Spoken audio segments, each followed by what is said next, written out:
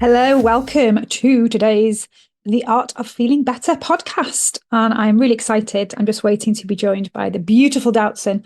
I can't wait to introduce her and get her to share her story with you. So Doutzen's from Stantor. Um, Grew up she's a Dutch lady, she's a sociologist, grew up in the Netherlands and is now doing incredible work over in Africa. She's just amazing, and I can't wait for you to meet her. We're going to have a little chat about all things wellness, well-being, how we need to change the way we think about wellness, and some of the great pieces of work that she's doing as a coach, and an incredible story as well. So make sure you stay tuned and have a little watch what happens when we catch up. Okay, so welcome, Doutzen, to my podcast. The Art of Feeling Better. You can guess from the title what I'm trying to do with this. So Hmm.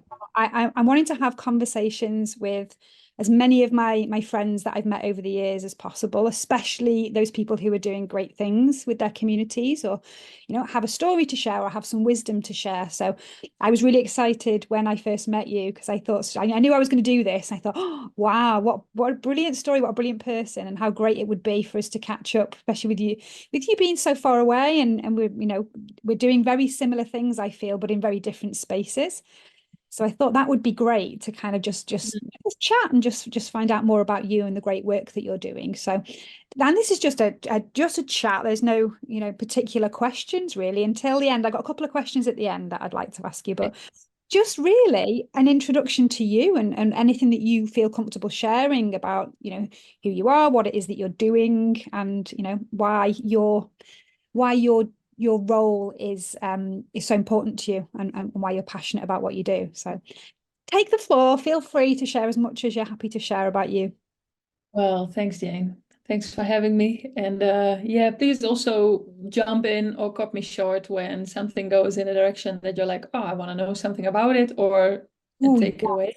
yeah, I will do. So, yeah, the art of feeling better. I love that. And if I take that as a bridge to introduce who I am, I think, the my journey of learning the art of feeling better really took a flight 9.5 years ago when I went on a big journey. But before I did that, I'm Doutzen from the Netherlands, but I'm speaking to you now from Kigali, Rwanda, beautiful place with many hills. Um, and I really, if you would have asked me then, I think I would have said I was happy, and I was. And I've always appreciated where I come from, how I grew up, the friends and family around me who are still in my life, even after almost 10 years away from home. Wow. So a lot to be grateful for. But I also, as we all develop these strategies to life to deal with things, I had quite a couple of those very stubborn ones. I hear you. And I can relate. uh, I have been, by how life so nicely can do that, been set up to be so good at kind of reading others or tuning into others' needs that I was at some point, I think, not even in the know anymore of what I actually liked, what I actually needed, what I was feeling.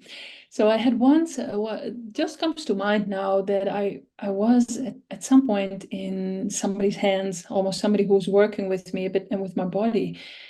And she was like, every time I think to ask you something, you already do it.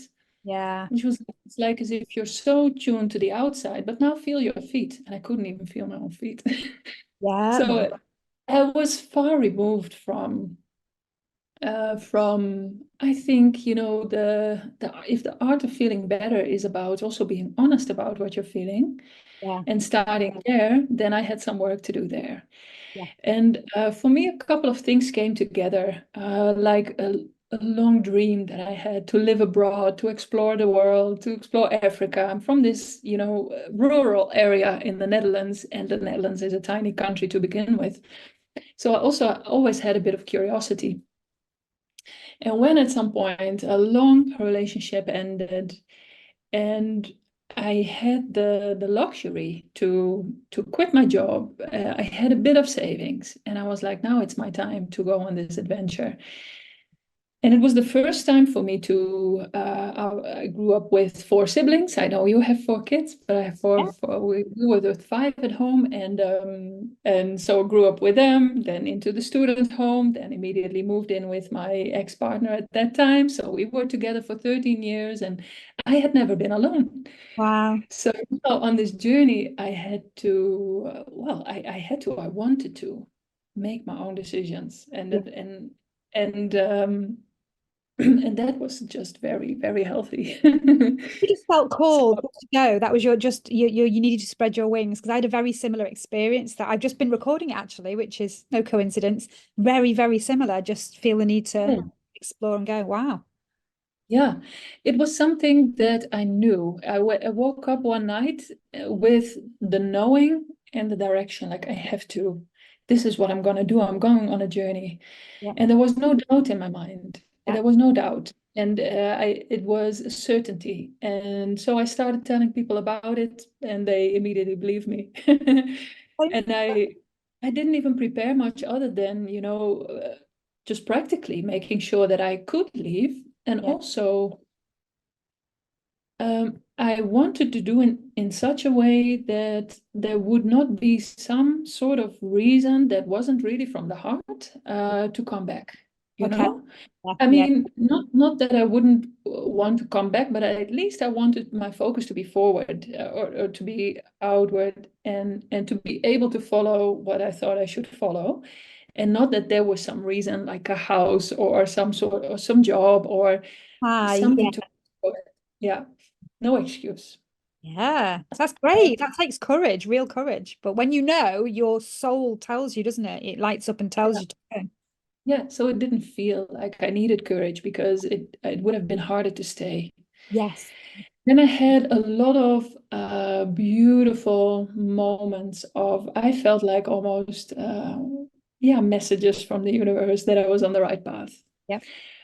But even though I was sitting in the plane, having my handful of cards and pictures of people that just at the airport had given to me, and I was reading that and sobbing. I was like, what have I done? I had been surprised with a surprise party, goodbye party, and so many lovely things that happened those last weeks. And now I was there up in the sky on my way to Asia. And I was like, what have I done? Yeah. But then upon transfer in Dubai, uh, upon boarding, they took my boarding pass and gave me a new one. And it was business class suddenly. Wow. And I really felt like I'd never flown business class before. I mean, I had not bought a ticket, but I don't know what happened still up until today, but it was as if it was like a bit of a universal message, like you're on the right path. It's really Oh, fine. yeah. And had many of those kind of little moments that I felt that little nudge or just a confirmation or a message from my late father who had died when I was young, much younger. Yeah, things like that that just made me feel like I was on the right path. And I guess that really started my art of feeling better. I have, I think, always had a bit of a light-hearted approach to life. I've never been really like seeing the negative, or I would forget it quite quickly. Yeah. Although also thinking that I'm finding out that has been like just suppressing things, Mm. partly. I'm a Yeah. good escape artist. I can really very well distract myself and go in a different direction, Yeah. or I focus can, on something yeah. that. But that's part of it, isn't it? That's the resilience, and that's the. I mean, there's good and bad. It can be like obviously you're a coach now, so it's very similar line of work. The distraction of overwork and the toxic, too many distractions to stop you from listening to your soul. But at the same Hmm, time, being able to have that skill of being able to stay positive and pivot and move. hmm, It's a fine line, isn't it? So you've got to kind of work yeah, out good for me or is it not good for me, I guess. So yeah, it was obviously, yeah. yeah, I can relate so much, very, very similar approach to life, Okay, yeah.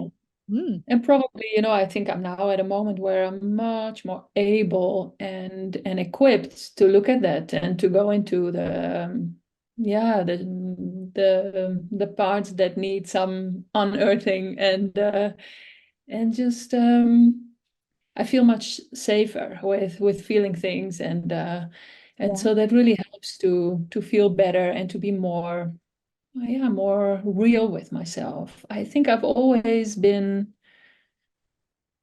or I'm not sure how to say it, but I feel like when I'm with people one on one, there's no judgment because I don't want to be judged. It's Well, almost that, and I just want. I think I have a big understanding for whatever you've done or you've gone through or where you come from or how you respond to people. It always comes from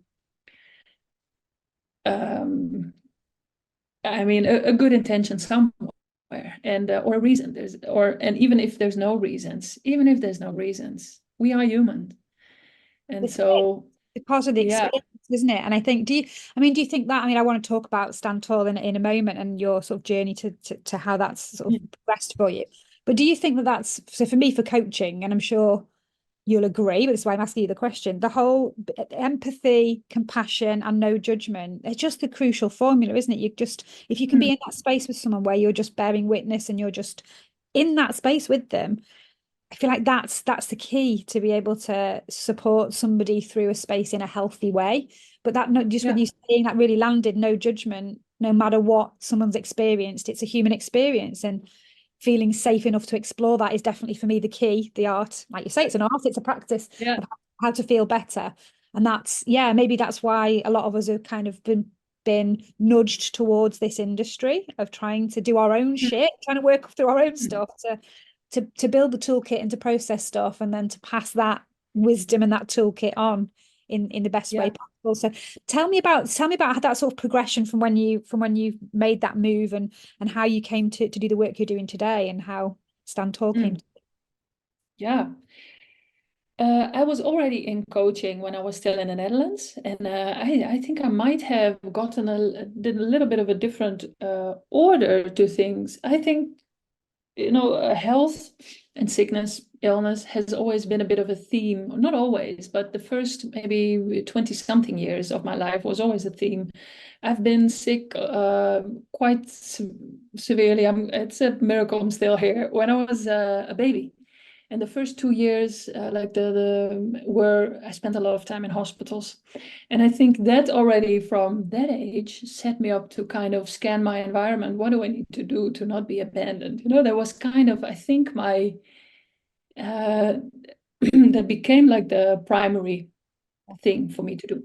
So for to watch others, look out for others, I just remember noticing when there wasn't congruency, when somebody said, "Yeah, I'm good," but I didn't feel it. Do you know what, Alison? I don't want you to stop your flow, sorry, but I have literally just been filming exactly the same as what you just said about my childhood. That feeling, isn't it Really? exactly the Yeah, same language of that congruence between the two? How interesting! How yeah, okay. So interesting. I wouldn't have been able to phrase that then, but I felt, and then people felt safe with me, and I don't know, I that kind of was a natural direction after my time in doing a lot of personality assessments. So getting into the analysis of personality, and how do people approach their work, and getting to results, and then having that depth of understanding made me a bit frustrated that I couldn't help that development. So then I got trained as a coach. But my own story of I think healing really came later. So I think for many it's the other way around. But yeah, the stand tall, the health issue. So I'm very tall. You can't see that now, but I'm one of five, and I'm the shortest. But One day we'll I'm meet in person, because I know you said that you're tall, but I only ever get to see this part of you. So yeah, yeah, yeah, yeah, you're the yeah, short, yeah, yeah. you're not One the day, tallest. You're not the Hmm? tallest. You're not the tallest then of your siblings. No, so in my family, I'm very comfortable. But when I was growing up and I was a 12-year-old, a 13-year-old girl being almost 1 meter 90, I think that's like 6'1", Wow, that was that's really not small. fun. No, I Yeah. bet. And at least I didn't think it was fun because I was one to kind of hide and adjust and adapt and from that place of safety. Sure. So plus the anything everything that was related to that kind of was part of an illness that was running in my family. So it was not a positive thing. It could have been, but it it is just, what label does it get? What Absolutely. are the things that are connected to it? And I think, yeah, if I look back, I wish I could have earlier kind of labeled it differently, or just taken off that weight of it. Like, but anyway, to stand tall is therefore a bit of a theme, and it's not the same as being tall. So when I ended up in Africa, I had a lovely journey, met one of your other guests on your podcast, Anthony Willoughby, on the way. Anyway, I landed in Kenya and worked there for 2 years, and I thought of my own coaching brand. And so this came to mind as a name, to stand tall, to remind myself to be, maybe it's not about not being shy or anything. It's more about being true to who you are and not dismiss or disown any part of yourself. And yeah, to what I also love about giraffes, Oh, nice. apart from their size, Yeah. is that they have the biggest heart of all land animals, and so it's a bit of a symbol for compassion. And what they're also very good at is what they're good at is that if there's no fresh green leaves anymore, they have a chemical in their saliva that even makes thorns and kind of dry thingies get nutritions out of it. So Oh, as that is a symbol for, whatever life throws at you, then there's some nutrition in it. There's something that you can gain from it to grow and to feed yourself.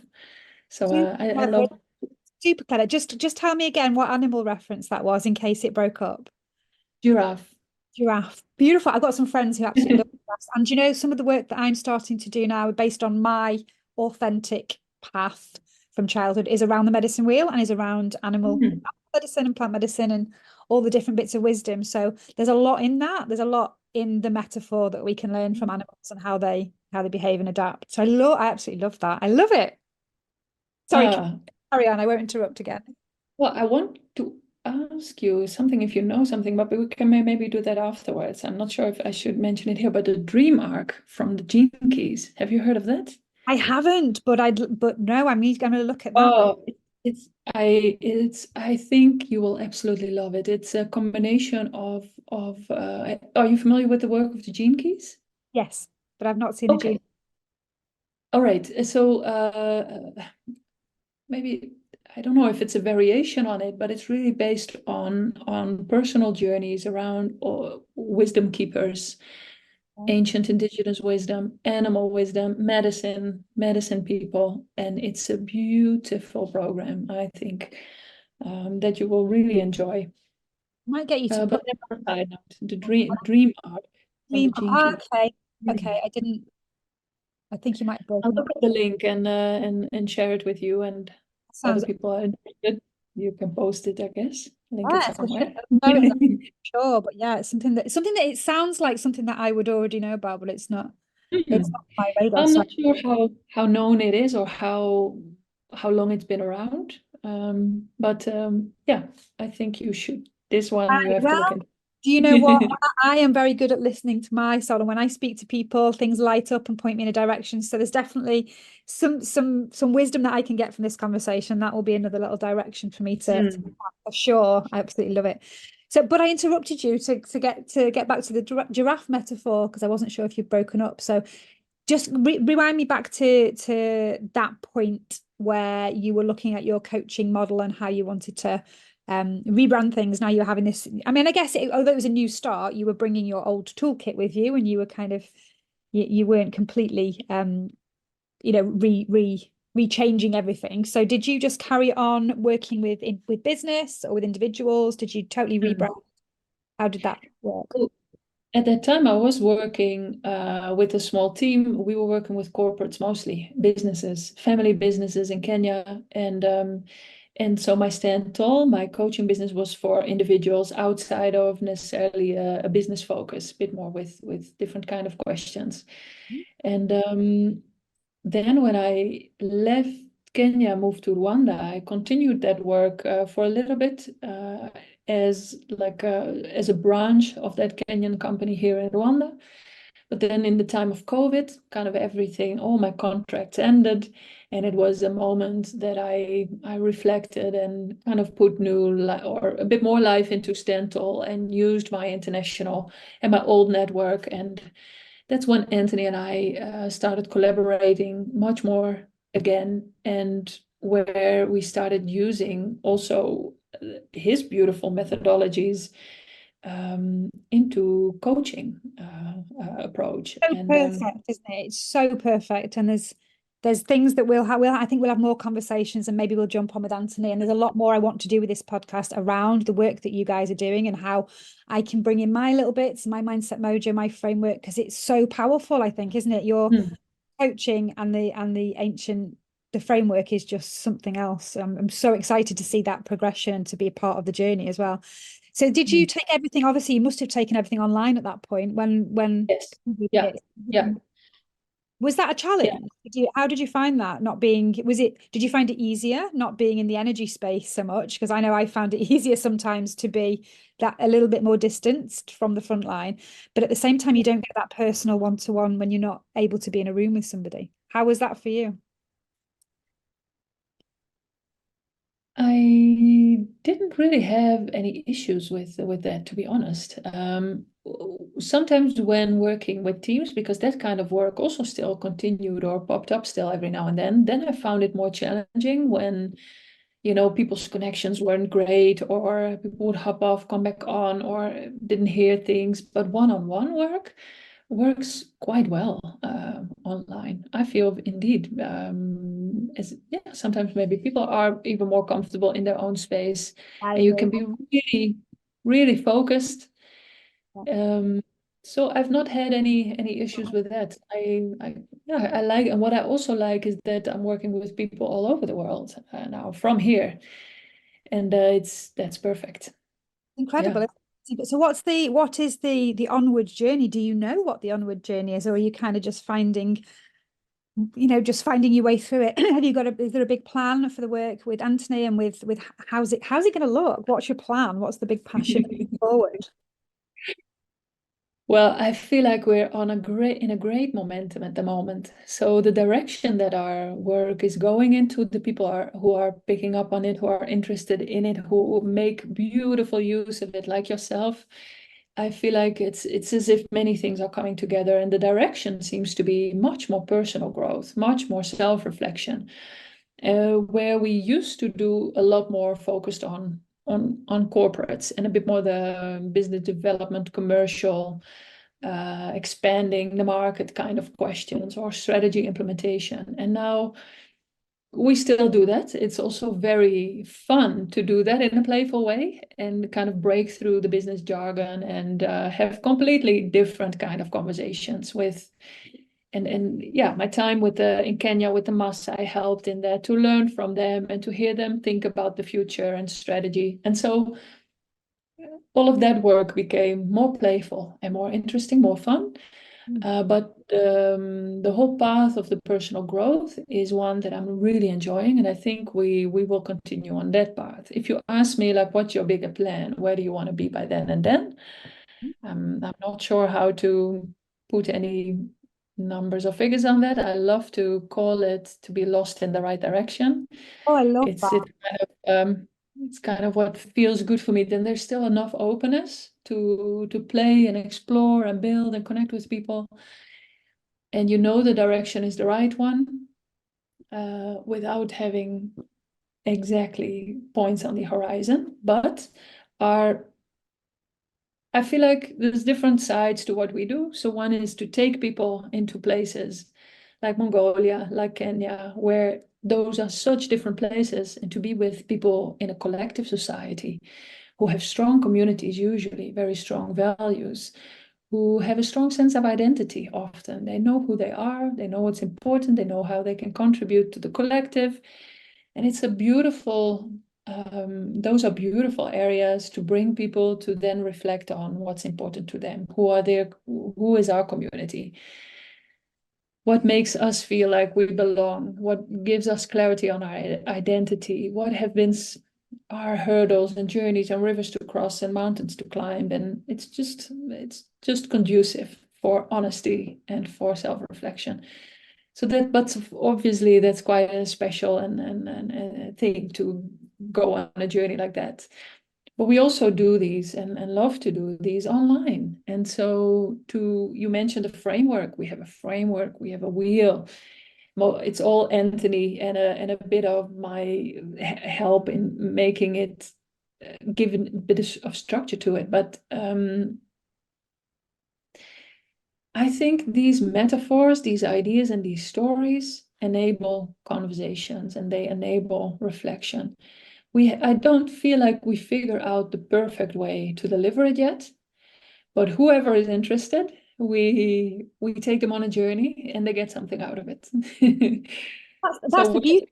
I think you just hit the nail on the head for me around the art of feeling better, is that being lost in the right direction is perfect because it takes away the expectation and the judgment and the pressure and the expectation and all the stressful things that go with it. And it's just that lighting up your soul and that knowing that you mentioned before, that just encouraging people to explore their inner world, because their inner world will show them the right path, just like you've experienced and I've experienced.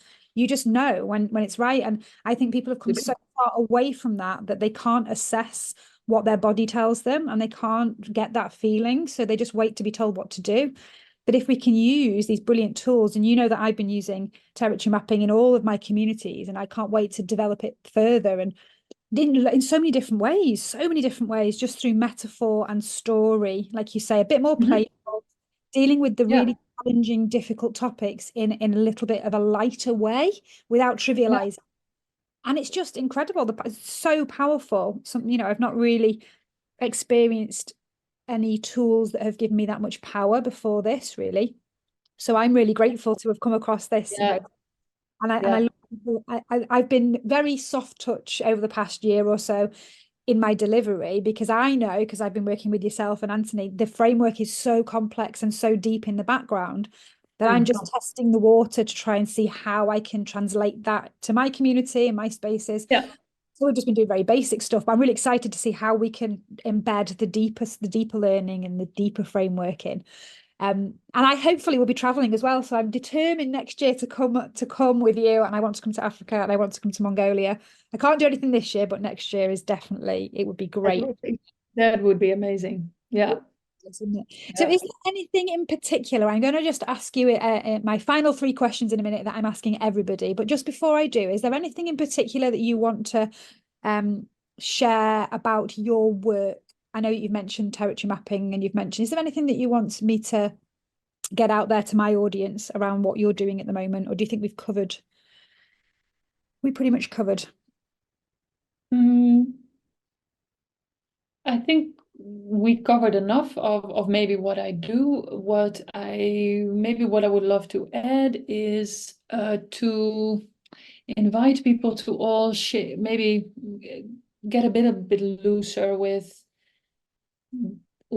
how things are supposed to be, or with how you think you're expected to do something. And if you can bring in a level of playfulness and a bit more lightness. And in that sense, I wish everyone an Anthony in their life, because he doesn't complain. Everybody needs an Anthony, right? Everybody. Yeah, the whole "I will not complain" motto, he embodies it, but he is also always in a good mood, sees opportunity, and he makes you feel good about yourself. So I wish everyone to have somebody like that. So spend time with the people who make you feel inspired, who do things differently, who believe that things are possible, and play a little bit with it. I would say, if that is just about the way that we try to work, that I try to work, is really to cut through how, I mean, if people are like, yeah, but we can't or we shouldn't, then I'm like, okay, Let's do really? that one. Yeah, Like, let's see how far we go with that. Yeah, I agree. I maybe mean, that is you pretty much answered the questions I think that I was going to ask, ah, but just going to give you the prompts in case anything else comes to mind. So the questions that I'm asking everybody, big question. So the big macro question, how do we change the world? What can we do to change? Because things are so awful everywhere. Even though we don't complain, we need to make changes. People are sick, people are exhausted. yeah, Education is absolutely screwed in this country in particular. The health service, it's not a great place right now to be, but it's shifting. We know it's shifting, we can feel it shifting. So how do we change the world? And you've kind of answered that a little bit around talking about the sort of reframing things and bringing a little bit of more playfulness in there. Is there anything in particular that you think that can be done to really make profound change in the world?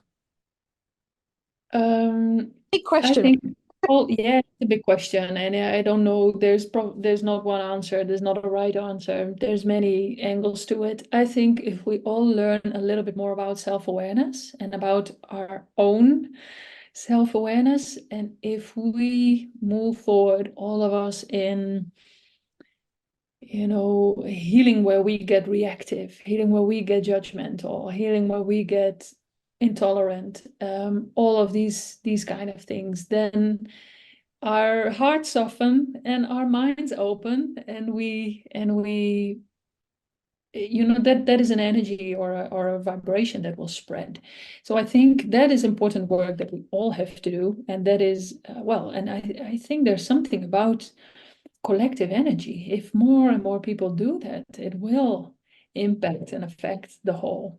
Absolutely, absolutely. I mean, one of the topics that I'm starting to talk about more and more is my own spiritual development, which has been a process since I was a very small child. I just, until recently, don't really talk about it very much in out in public. But I'm an energy worker. I'm a Reiki master. I do most of my work is in the energetic space. I just look to find a way to translate that into language that's easy for people to digest and not so much of the woo-woo stuff. But it lights me up Yeah, when people talk about vibration and energy and shifting the frequency. And if everybody has their little part to play collectively, yeah, we do that. And I think you yeah. can use this language way more than you could 10 years ago. Yes, I It's agree with you. so good to And see lots of people having that language. And if this language is indeed a little bit off-putting, then I would start with just by being kind. Be Yeah, kind to yourself, be kind to others, and if make that a practice. So to go out in a day and no matter what you meet in traffic or where you're in a line at a counter or how long things take, just if you remember or try to practice that kindness, I think that could be an easier. if nothing else, that would be a game Yeah, changer. Everybody just practiced kindness and suspended their own judgment. That would be enough to change the world, in my opinion. If that's just one thing. But that kind of yeah. my next question is what on a micro scale, which again, I think you've answered this as we've been chatting, but Hmm. what can people do with this being called the art of feeling better? I'm trying to compile a toolkit so that each of my guests can give just their piece of advice on something that's just a little thing that people can do every day just to help themselves to feel better. So other than what you've said, I mean, you've given some amazing advice already just by chatting, but is there anything in particular that, people could do each day that might help them feel a little bit better? Well, this is different for everyone, but what works very good for me is music. So to put up some music and get get yourself to dance in the living room or wherever. Cool.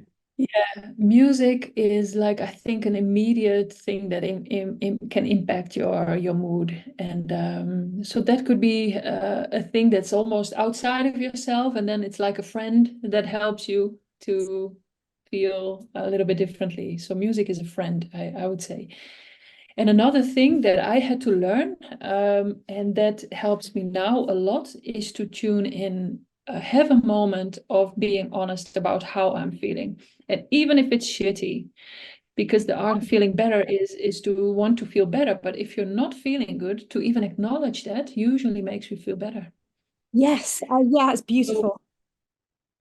yeah, that, and as I mentioned earlier, escape artist, distracting myself, I would kind of not do that, but then whenever I could or did, it always feels a little bit like coming home again. You're a little bit like at least you're there for yourself in that moment. And then having felt that or having acknowledged what you're where you're at, that creates some space, takes off some pressure, and you might still sink in it a little bit more. You might need something else, but if you then put on some music, I think that's an even better combination. Oh, it's perfect. What a perfect combination. And perfectly, a perfect segue into my final question as well for you around music. Because I have put together a Spotify playlist because I thought music for me, music is medicine. My whole family, we do a lot with music. We And have a lot in common, Jane. we Me really too. do. I'm We musical have common. Yeah. lots in common. Yeah, a lot. I mean, music is Yeah. medicine for me. It's the big thing. It's just huge in our family. So, that is my medicine. So I thought, well, I'm going to put together a playlist on Spotify, and I'll ask every guest, and I've asked people on Facebook and Instagram and TikTok to throw some ideas in. So we've got a really nice playlist building now, and it's so lovely when you see it because everybody's had a part to play in that, and everybody's throwing in the song that really makes them feel good, helps to brighten their day, makes them feel better. And when I'm coaching and talking about medicine, one of the things that I always suggest is when you're feeling good, create that playlist when you're feeling good, and then you can refer back to it to sort of bring back Yeah. feelings rather than waiting until you are feeling in a bad place and then listening to the music that keeps you there. Get that feel good playlist. So that's what we've been doing is this feel good playlist. So I wonder if you have one favorite song that really makes you feel good that you'd like me to add to our playlist. It's hard, isn't it? One song out of Yeah. all. Yeah, because it is so, it changes a lot for me, and I love so many different styles. But if I would think of one that I think never fails in getting me up and moving and feeling lighter, it's I think "Lost on You" by LP. Right, Do that you is. know that one with the I don't. beat? I I don't think love it. I do, but once I hear it, I might do. And I'm literally going to go on the playlist now. Lost. Let me find it. "Lost on You" by LP. My LP. It's a Right. lovely vibe to it that just I don't know, it does something to me, and I can't not sing along, and Let's. and it's not even that easy to sing along, so then you can laugh at yourself for how you're singing along. Lost on You by LP is just gone Yeah, on the playlist. but all right. As soon as we get off this call, I'm gonna put my headphones in and have a little bop along and have a look. But do you know what's so nice? I've so far, and I've asked a few people, I've done a few recordings of with guests, and I have not been able to guess in a million years what I think they might come up with because music's so personal, isn't it? And I think my husband, I'm hoping that my husband, who's very private and never ever wants to come on these things, but I think he might come on and do a little guest appearance with me. And I've, given him that challenge of song, and he was the person that introduced me really to music when we were kids, when we met. And I've no idea what even he's gonna. I have no idea. You think you can judge it, don't you? But Yeah. who And I knows? might say something else next week or the week after, but for now, I mean, this one has been around for a couple of years for me as a feel-good one that quickly comes to mind. Wow. And it's And like you say, it's in this moment, isn't it? In this moment right now, this is what comes to yeah, mind. If I ask you again yeah, next week, you may be in a different space and you may find something else. But and we yeah, can all add more onto the playlist if something else comes to yeah. mind. Okay. The first one that went on there, I picked Jackie Wilson, Higher and Higher, because I just love that. Just feel good, feel good, old Yeah, school. yeah, yeah, yeah. So Nice. that's perfect. That was the first one to go on. So thank you so much, Doutzen. I'm so grateful for your time. I think we've definitely got so much to explore, haven't we? And definitely, I can just resonate so much with your words and your story in a very different way because I think we've had a lot of similar experiences, which I love that because I'm finding, and you're probably the same, finding more and more people are coming across my radar, and I'm connecting with the more I free up space and I do my own shadow work and my own stuff, it's just clearing the space for the right kind of experiences and the right kind of people to bounce across my radar. And it's nice to be on this journey and finding people that I can resonate with. And it's lovely. So thank you so much for your time. I'm very, very grateful. And we will hopefully meet again very soon, and we'll see if we can get Anthony in the room. That would be a good one, wouldn't it? If we have a collective chat. So yes, I'm going to find my closing down button and I'm going to say thank you ever so much. And Thank you. make sure you Thank tune you. in next week as well for the Art of Feeling Better podcast. And I'll see you soon.